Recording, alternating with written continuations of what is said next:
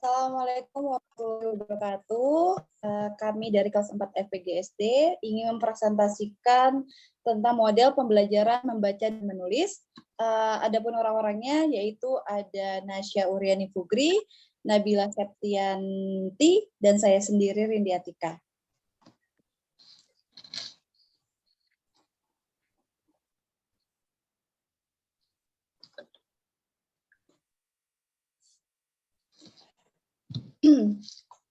Untuk A, kita di sini akan membahas pengertian membaca.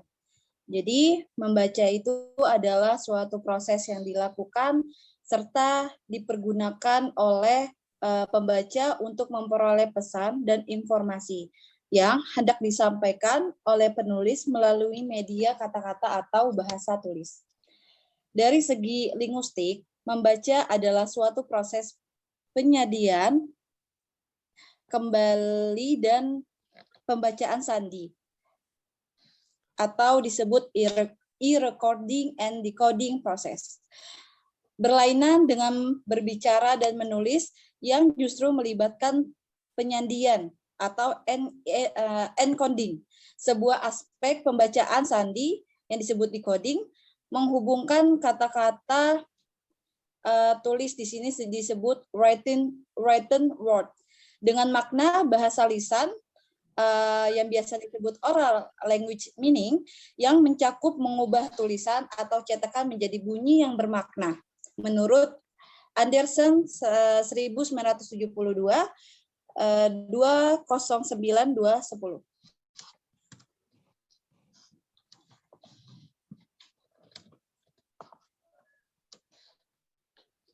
Lalu untuk selanjutnya di sini kita akan membahas manfaat membaca. Manfaat membaca ada apa aja? Di sini yang pertama memperoleh banyak pengalaman hidup, lalu memperoleh pengetahuan umum dan berbagai informasi tertentu yang sangat berguna bagi kehidupan. Lalu mengetahui berbagai peristiwa besar dalam beradaban dan kebudayaan suatu bangsa.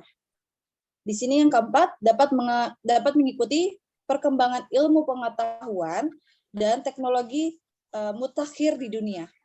Lalu yang kelima, dapat mengayakan batin, memperluas cakrawala pandang dan pikir, meningkatkan taraf hidup dan budaya keluarga, masyarakat, nusa, dan bangsa. Yang keenam, dapat memecahkan berbagai masalah kehidupan. Yang ketujuh, dapat mengantarkan seseorang menjadi cerdik dan pandai. Lalu yang terakhir, dapat memperkaya perbedaan kata, ungkapan, istilah, dan lain-lain. Yang sangat menunjang keterampilan menyimak, berbicara, dan menulis. Itulah manfaat membaca. Lalu untuk selanjutnya,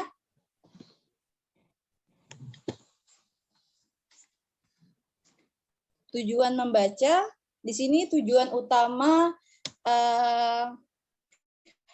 membaca itu mencari serta memperoleh informasi, mencakup isi, memahami makna pembacaan. Menurut Anderson 1972-214. Nah, tujuan membaca secara umum yaitu mampu membaca dan memahami teks pendek dengan cara lancar atau bersuara, beberapa kalimat sederhana, dan membaca puisi. Menurut Depdiknas 2004-15, kurikulum 1994, tujuan membaca yaitu mampu memahami gagasan yang didengar secara langsung atau tidak langsung, lalu mampu membaca teks bacaan dan menyimpulkan isinya dengan kata-kata sendiri. Dan terakhir, mampu membaca teks bacaan secara cepat dan mampu mencatat gagasan utama menurut Depdiknas 1994-18.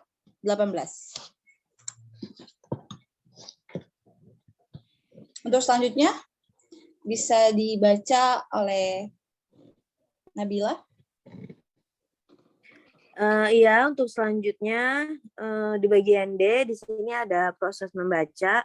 Proses membaca ada 5, yaitu yang pertama ada proses psikologi, kemudian ada proses sensori, kemudian yang ketiga ada proses perseptual, yang keempat ada proses perkembangan, dan yang kelima ada proses perkembangan keterampilan.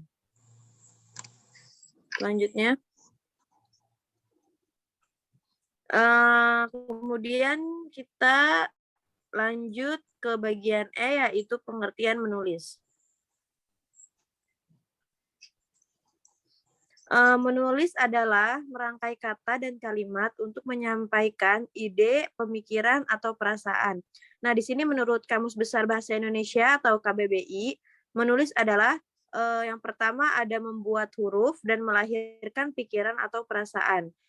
Menulis adalah komunikasi tulisan, yaitu menyampaikan pesan berupa ide, pemikiran, perasaan, dan informasi melalui tulisan.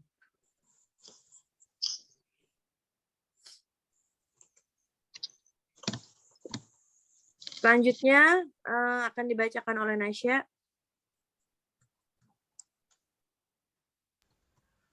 Selanjutnya ada manfaat menulis.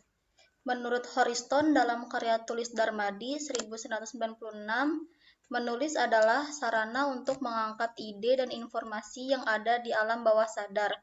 Apa saja manfaat yang bisa diambil dari kegiatan menulis? Yang pertama, ada pentingnya menulis bisa penyalur kreativitas. Yang kedua, mengembangkan imajinasi.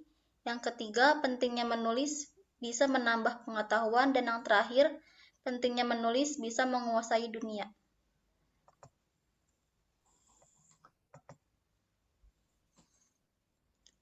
Selanjutnya ada tujuan menulis. Sehubungan dengan tujuan penulisan suatu tulisan, maka Hugo Hartig merangkumnya sebagai berikut. Yang pertama ada assignment purpose atau tujuan penugasan. Yang kedua altruistic purpose atau tujuan altruistik. Yang ketiga persuasive purpose atau tujuan persuasif. Yang keempat ada informational purpose atau tujuan penerangan. Yang kelima ada creative purpose tujuan kreatif.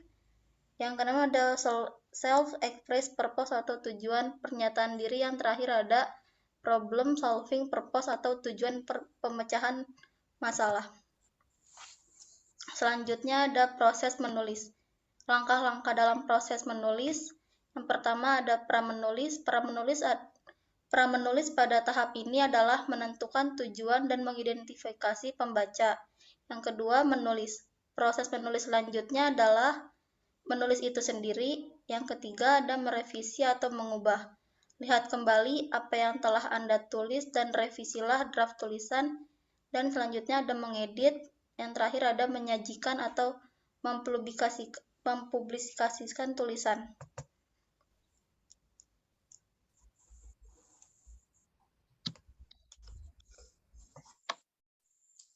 Baik, terima kasih. Berikut sekian presentasi dari kami. Berikut dari kelompok 3, 4 FPGSD. Terima kasih dan wassalamualaikum warahmatullahi wabarakatuh.